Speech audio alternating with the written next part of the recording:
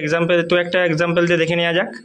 PH 7.48, PCO2 9 আর bicarbonate 36 millimole per litre.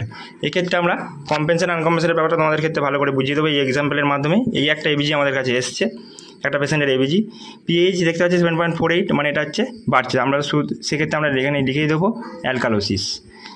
এবারে পিএইচের পরে আমরা বাইকার্বনেট দেখবো, যেহেতু আমি বলেছিলাম যে পিএইচ, তারপরে বাইকার্বনেট, তারপরে PCO2, তারপরে কম্পেনসেট, তারপরে পার্শিয়াল কম্পেনসেট, তারপরে আনকম্পেনসেট। তো এই অনুযায়ী প্রথমে আমরা বাইকার্বনেটটা দেখব।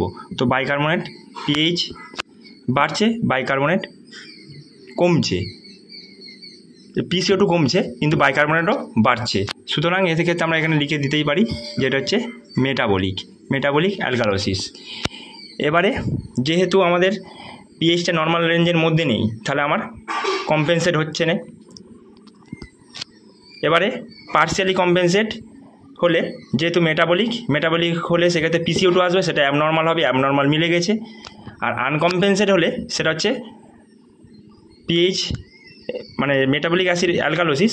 যদি এটা হচ্ছে বাইকার্বনেট সেক্ষেত্রে নর্মাল হতো, যেহেতু মেটাবলিক বা PCO2 সেক্ষেত্রে নর্মাল হতো, সেটা সুতরাং নেই, সুতরাং এটা হবে পার্শিয়ালি কম্পেনসেট।